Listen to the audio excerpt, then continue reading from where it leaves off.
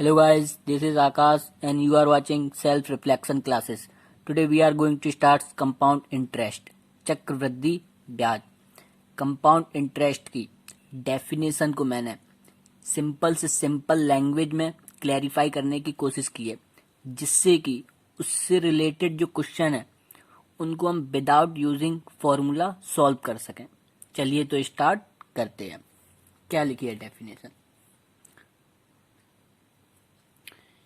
एक निश्चित समय के बाद मूलधन पर लगाया गया ब्याज और पिछले वर्ष के ब्याज पर लगाए गए ब्याज को जोड़ने पर प्राप्त ब्याज को चक्रवृद्धि ब्याज कहते हैं, कंपाउंड इंटरेस्ट कहते हैं। कैसे? मतलब एक निश्चित समय के बाद, टाइम निश्चित हो गया, मूलधन मैं ऑलरेडी आपको समझा चुका हूं इससे पहले वाली वीडियो में। मूलधन पर लगाया गया ब्याज, मूलधन पर जो ब्याज लगाया जा रहा है वो, और पिछले वर्ष के ब्याज। देखो, मूलधन पर जो ब्याज लगाया गया, अगर हम 2 साल की बात करें और इससे पहले वर्ष का जो ब्याज है 1 साल का, उस पर ब्याज लगाया जाएगा समान दर पर, जिस दर पर मूलधन पर लगाया गया था। मूलधन पर एक रेट पर लगाया गया ब्याज है ना, तो उसी रेट पर, सेम रेट पर जो पिछला ब्याज है उस पर भी ब्याज लगेगा उसी रेट पर। उसके बाद जो हमें प्राप्त होगा ब्याज, उस ब्याज को जोड़ देंगे हम मूलधन वाले ब्याज को, और जो इस ब्याज पर ब्याज लगाने से जो ब्याज प्राप्त हुआ है उसको आपस में जोड़ने पर जो धन या जो ब्याज हमें प्राप्त होगा उसको हम क्या कहेंगे? चक्रवृद्धि ब्याज, कंपाउंड इंटरेस्ट। देखिए कैसे समझते हैं। मान लीजिए मूलधन जो आपका 1000 रुपए है, उस मूलधन पर रेट जो है 10% का ब्याज लग रहा है। कितने परसेंट का? 10% का। 10% इसका कितना हुआ? 100 रुपए। ठीक। अब ये ब्याज आपसे पूछा जाए कि 2 साल का ब्याज, चक्रवृद्धि ब्याज बताइए। कितने साल का? 2 ईयर का हमें पता करना है। 2 ईयर का यानी 2 साल का, 2 ईयर। तो हम फर्स्ट ईयर जो है, पहली साल, उस पर जो ब्याज है मूलधन पर जो 10% लग रहा है 100 रुपए, वो ब्याज लिख लेंगे 100 रुपए पहली साल का। क्योंकि इससे पहले कोई ईयर है नहीं, पिछले वर्ष की बात कर रहे हैं ना। तो जो इधर लिखा है एक निश्चित समय के बाद मूलधन पर लगाया गया ब्याज, मूलधन पर जो रेट है वो आपकी वार्षिक है। कैसी है? एनुअल है। ठीक। तो 10% जो एनुअल लग रही है वो आपका मूलधन पर कितना लग रहा है? 100 रुपए। 10% मूलधन पर हमने लगा दिया वो ब्याज 100 रुपए। ठीक। उसके बाद सेकंड ईयर में जब हम एंटर करेंगे तब मूलधन पर तो ब्याज लग ही रहा है, मूलधन पर हमने 100 रुपए ब्याज लगा दिया। दूसरे साल में मूलधन पर जो ब्याज है वो तो लगेगा ही। उसके बाद जो पिछले वर्ष का है, पिछले वर्ष के ब्याज पर, पिछले वर्ष का कितना है? 100 रुपए। तो पिछले वर्ष का 100 रुपए, उस पर भी ब्याज लगेगा समान रेट से। मतलब कि जो सेम रेट थी 10% थी, तो 10% ब्याज इस पर भी लगेगा पिछले वर्ष पर। 10% ब्याज पिछले वर्ष पर जो लगेगा वो कितना हुआ? इसका 100 का 10% 10 रुपीज हुआ। तो ये ब्याज और जो मूलधन पर ब्याज था, इन दोनों को जोड़ने पर प्राप्त हुआ हमें 110 रुपए। जो इन दोनों को जोड़ने पर ब्याज प्राप्त हुआ है, उसी ब्याज को हम क्या कह रहे हैं? Compound interest. आई होप आपको समझ में आया होगा। सिंपल है बहुत। मूलधन पर ब्याज लग ही रहा है आपका, जो मूलधन है 100 रुपए, 10% उसका लग गया आपका। पिछले वर्ष का जो ब्याज है, उस पिछले वर्ष के ब्याज पर भी ब्याज लगेगा 10%, यानी उसी रेट से 10%, 100 का 10 हुआ तो उसी रेट से लगा। इन दोनों को जोड़ने से हमें ब्याज प्राप्त हो गया 110। इसी को हम क्या बोलेंगे? Compound interest. समझ में आया? यहां से एक बात आपको क्लियर हो गई होगी, जो पहला साल है यानी फर्स्ट ईयर है, 1 साल है, तो 1 साल का अगर एनुअल में रेट दी गई है, 1 साल का चक्रवृद्धि ब्याज यानी कि कंपाउंड इंटरेस्ट और सिंपल इंटरेस्ट समान होता है। समझ में आया? सिंपल इंटरेस्ट और कंपाउंड इंटरेस्ट में एक मतलब समानता पाई जाती है, वो यही है कि 1 साल का कंपाउंड इंटरेस्ट और सिंपल इंटरेस्ट कैसा होता है? समान। आपको दिख रहा होगा। समझ में आया? मैंने आपको सिंपल से सिंपल लैंग्वेज में समझाने की कोशिश की है। आई होप समझ में आ गया होगा। तो अब हम इससे रिलेटेड जो क्वेश्चन है उसको विदाउट यूजिंग फॉर्मूला सॉल्व करते हैं। चलिए, तो इससे रिलेटेड क्वेश्चन को हम सॉल्व करें, जिससे हमारे माइंड में जो कॉन्फ्लिक्ट है वो भी खत्म हो जाएगा, मतलब कि और अच्छे से चीजें क्लेरिफाई हो जाएंगी। चलिए, तो स्टार्ट करते हैं क्वेश्चन। देखिए, हमें क्वेश्चन को सॉल्यूशन है जो क्वेश्चन का, वो हमें स्टार्ट कहाँ से करना है, उसको स्टेप बाय स्टेप देखेंगे हम कि स्टार्टिंग कहाँ से करनी है। ठीक, सबसे पहले क्वेश्चन को पढ़ते हैं।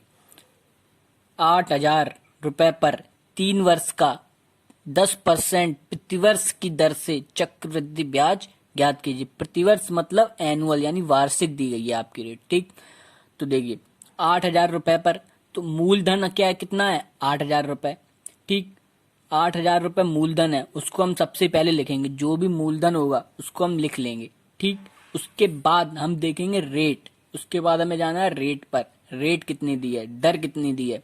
दर आपकी दी है 10%, 10% रेट दी है आपकी, और जो टाइम पीरियड है वो प्रतिवर्ष का है। तो 10% रेट है आपकी, तो हम 10% निकाल लेंगे। जो 10% रेट है वो हम मूलधन से ही तो लेंगे, तो मूलधन हमारा 8,000 रुपए है, तो इस पर 10% हम निकाल लेंगे। 10%, इसका जो 10% है वो कितना होगा, 8,000 का 10% 800 रुपये होगा 800 रुपये। तो ये हमारा एक तरीके से सिंपल इंटरेस्ट आ गया 800 रुपये, 10%। ठीक, उसके बाद हमें ईयर देखना है, यानी समय, यानी टाइम, जो निश्चित समय के बाद है वही तो लगेगा। तो निश्चित समय कितना है, 3 वर्ष का है, मतलब कि 3 वर्ष बाद हमें चक्रवृद्धि ब्याज चाहिए। तो 3 वर्ष, सबसे पहले समय देख लें 3 वर्ष, तो 3 वर्ष आप लिख लें, फर्स्ट ईयर लिख लें, सेकेंड ईयर इधर लिख लें, और थर्ड ईयर इधर लिख लें। समझ में आया? स्टेप बाय स्टेप चलेंगे। सबसे पहले हमें मूलधन को लिखना है, फिर उसके बाद जो दर है उसको लिखना है, दर से कितना ब्याज मिला उसको लिख लेंगे, फिर उसके बाद फर्स्ट सेकंड थर्ड 3 स्टेप लिख लेंगे 3 वर्ष के। हमें देखना है समय कितना दिया है, तो पहला साल, दूसरा साल और तीसरा साल। तो पहले साल में कितना लगा, क्योंकि एनुअल है पीरियड, 800 रुपये लगा फर्स्ट ईयर में। ठीक, अब इससे पहले कोई साल तो है नहीं जिस पर ब्याज लगेगा, नहीं लगेगा, तो सेम होता है। पहले जो फर्स्ट ईयर होता है उसमें सिंपल इंटरेस्ट और कंपाउंड इंटरेस्ट सेम होता है। सेकंड ईयर में जब हम एंटर करेंगे तो दूसरे साल का जो ब्याज होगा वो जो मूलधन है उस पर तो लगेगा ही, और जो पिछले साल का है 800 रुपये, इस पर भी लगेगा, उसी रेट से ब्याज लगेगा 10%। तो इसका 10% 80 रुपये। समझ में आया? इसका जो 10% है आपका, वो आपका कितना है, 80 रुपये है। आई होप समझ में आ गया होगा यहाँ तक। नेक्स्ट देखेंगे अब थर्ड ईयर। थर्ड ईयर में एंटर करेंगे तो मूलधन पर ब्याज कितना लग रहा है, 10%, तो वो तो लगेगा ही आपका 800 रुपये। फिर उसके बाद जो पिछले वर्ष के ब्याज है, पिछले वर्ष का ब्याज है, वो भी आपका जुड़ेगा। तो पिछले वर्ष का ये भी है, पिछले वर्ष का ये भी है, और पिछले वर्ष का ये भी है, तो इन पर भी ब्याज लगेगा उसी रेट से। तो इसका 10%, इसका 10% और इसका 10%, तो इसका 10% 80 रुपये, इसका 10% 80 रुपये, और इसका 10% 8 रुपये। समझ में आया? तो इन ये जो ब्याज है, ये जो ब्याज है, इसी ब्याज को हम क्या बोलेंगे, आपका चक्रवृद्धि ब्याज। आई होप आपको समझ में आया होगा। तो तीसरे साल का चक्रवृद्धि ब्याज ये निकल के आ गया। अब तीनों साल की बात करें कि तीनों साल यानी कि 3 वर्ष बाद चक्रवृद्धि ब्याज कितना होगा, तो इन तीनों को हम क्या करेंगे, जोड़ देंगे आपस में। 800 रुपये और इन दोनों को जोड़ेंगे, और इन सभी को, सभी ब्याज को आपस में जोड़ देंगे, तो 3 वर्ष का चक्रवृद्धि ब्याज हमें पता चल जाएगा। अगर आपसे पूछा जाए कि पहले यानी फर्स्ट ईयर 1 साल का कितना होगा, तो 800 रुपये। अगर आपसे पूछा जाए दूसरी साल, जो दूसरी साल है उसका चक्रवृद्धि ब्याज कितना होगा, तो 800 प्लस 80, इन दोनों को जोड़ देंगे हम। और तीसरी साल का पूछे तो इन चारों को जोड़ देंगे हम, और तीनों साल का पूछे तो सभी को जोड़ देंगे। इधर 3 वर्ष का पूछा गया है तो हम सभी को क्या कर देंगे, प्लस कर देंगे, जिससे 3 साल का चक्रवृद्धि ब्याज हमें पता चल जाएगा।